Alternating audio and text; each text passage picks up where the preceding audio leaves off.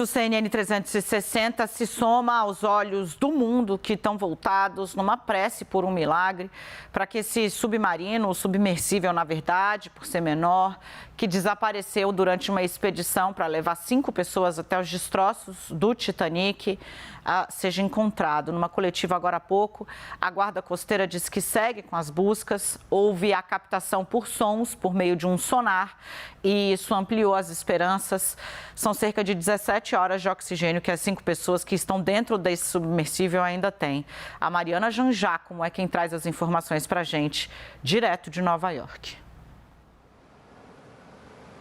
Oi, Dani. Pois é, esses sons detectados pelo sonar foram um motivo de esperança, só que a questão é que não dá para saber a origem deles. Os porta-vozes, os representantes da Guarda Costeira Americana, que concederam a entrevista coletiva agora há pouco, disseram que não dá para saber que essa região onde as buscas estão acontecendo é uma região cheia de objetos, cheia de metais, então não dá para saber se esses sons estão vindo mesmo do submersível, são sons que foram descritos como batidas, então não dá para saber se seriam de repente as pessoas presas lá dentro batendo, né? Imagina só o desespero, ou se são sons causados por outros objetos. Realmente é muito difícil de identificar.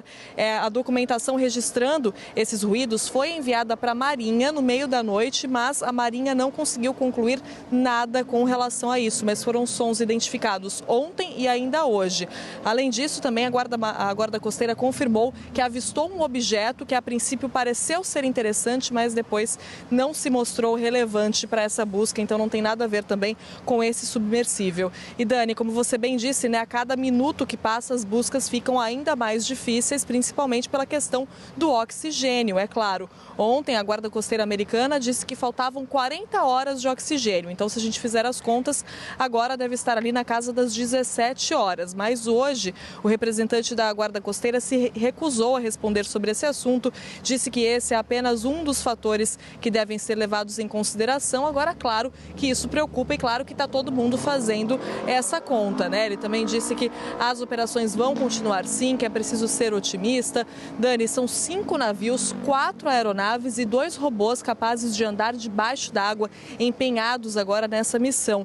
Um sonar adicional também foi enviado para lá, para essa área onde acontecem as buscas. É um sonar que é capaz de entender a direção de onde vêm os sons. Então, se vem do lado direito, se vem do lado esquerdo, só que ele não consegue saber a profundidade. E está aí a chave da questão. Mesmo se esse submersível for encontrado, isso não quer dizer que as dificuldades acabaram. Pelo contrário, começa uma nova fase de dificuldades, né? Aí começa a fase realmente de busca dessa operação, a fase de resgate, aliás, dessa operação de busca para tirar esse submersível de onde quer que ele esteja. E a gente não sabe, quanto mais profundo ele estiver, é claro, mais difícil essa operação de resgate deve se tornar. Titanic é 3.800 metros debaixo d'água, então imagina só, se esse submersível realmente estiver lá, será uma operação sem precedentes na história. O resgate mais profundo já feito foi a 600 metros debaixo da superfície. Então, por isso, essa enorme preocupação em, primeiro, entender de onde vem esse som e se realmente estaria relacionado ou não ao submersível.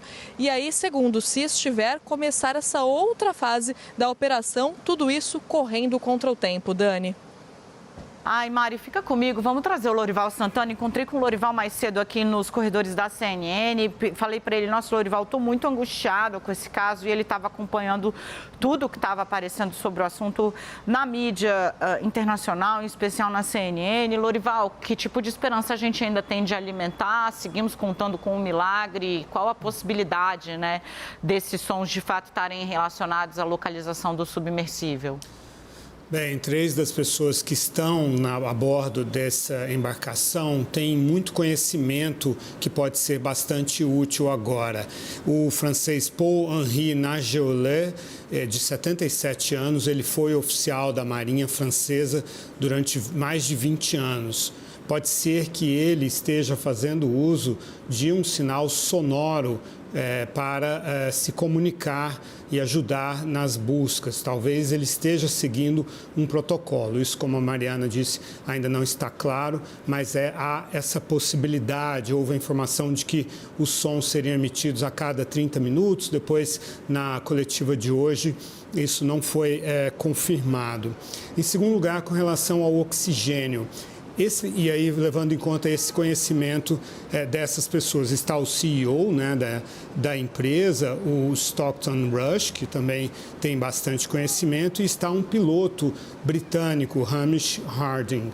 Sobre o oxigênio, então, se eles conseguirem conter os movimentos deles, economizar energia, pode haver um ganho aí de até um dia de oxigênio. Isso pode ser absolutamente vital nesse caso. E com relação às causas desse acidente, as causas possíveis, pode ter havido um curto-circuito que pode ter causado um incêndio a bordo. Pode ter havido um pequeno vazamento no casco que se torna em poucos segundos um grande vazamento por causa da extraordinária pressão que existe nessa profundidade. E pode ter havido um problema climático. E aqui eu chamaria atenção para um post desse piloto que está a bordo, é um empresário muito rico que trabalha com aviões, aluga aviões. O Hamish Harding, ele fez esse post no Instagram, que depois foi retirado, esse post, em que ele diz: devido ao pior inverno em Newfoundland em 40 anos, essa missão será provavelmente a primeira e única tripulada ao Titanic 2023. Ou seja, era uma janela muito curta, climática, que eles estavam aproveitando, e esse piloto, que é um dos passageiros, sabia disso. Então, eles iam tentar, ele falou, nós vamos tentar mergulhar amanhã. O post foi colocado no sábado, vamos tentar mergulhar amanhã, que era o domingo, mas eles já tinham zarpado em direção à área para o mergulho, para ver o Titanic. Uma possibilidade também é que essa embarcação tenha simplesmente se enroscado nos destroços do Titanic. Essa é uma possibilidade bastante trágica, porque aí realmente, se já é muito, muito difícil fazer esse içamento de uma embarcação, de um objeto que tem cerca de 10.500 quilos, né, mais de 10 toneladas o peso, nunca foi feito, como a Mariana disse. Que tipo de cabo vai conseguir içar algo com mais de 10 mil quilos de uma profundidade de 4 quilômetros? Nunca foi feito isso, não temos conhecimento de uma operação como essa. Agora, se ele estiver preso de alguma forma, se a embarcação tiver entrado para ver melhor ali o Titanic, aí realmente se torna quase impossível. Mas o fato é que perdeu-se o contato quando havia 1 hora e 45 minutos de mergulho, né, de aprofundamento dessa embarcação, quando a jornada seria de 2 horas e meia. Então, é possível que o problema tenha acontecido, se não for só um problema de comunicação, né? Mas obviamente não deve ser, há um problema de navegação, porque a embarcação não voltou, ela deveria ter ficado lá só 11 horas, pode ser que a embarcação não tenha chegado até o seu objetivo, que são os destroços do Titanic. Ai, gente, olha, a gente está plugado, o Lorival está plugado, a Mari está plugada. Qualquer atualização, o mundo tem embarcação quebra-gelo vindo do outro lado para chegar, que tem o cabo, que busca, que pinça, que tem o tamanho. Enfim, é uma mobilização imensa para achar essas 5 pessoas. E a gente estava aqui falando, né, meninos, só para fechar, né, porque esse caso, todas as pessoas que estão dentro dessa embarcação, elas têm muito dinheiro, né? As que pagaram. Você tem um bilionário que reside no Reino Unido que está lá dentro.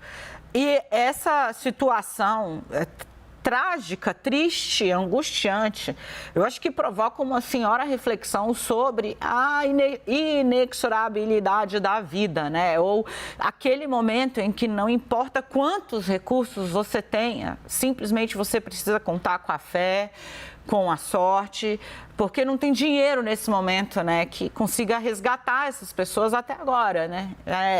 É impressionante, assim, como a gente está diante de um caso muito, muito, muito, muito singular e, de novo, precisando de um milagre. E essa é a história do Titanic, né, Daniela? O Titanic, os passageiros eram... a quantidade de entroncamentos que a gente encontra nessa situação paralela e paradoxal, Lorival, como você externou aí.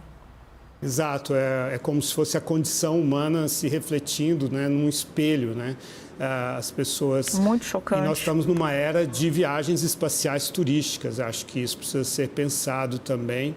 E em algumas dessas empresas que estão fazendo essas viagens, eu não quero mencionar empresas, fazer aqui acusações, mas isso é o que a mídia especializada comenta. Algumas dessas empresas têm o perfil de fazer essas viagens e de construir esse tipo de espaçonaves muito rapidamente, sem o tempo de teste que se costumava fazer antes para viagens espaciais. Vamos torcer pelo melhor, vamos torcer por um milagre, vamos ter fé, que é ela que acompanha a humanidade há muito tempo e até o fim. Obrigada, Lorival, obrigada, Mari, bom trabalho para vocês.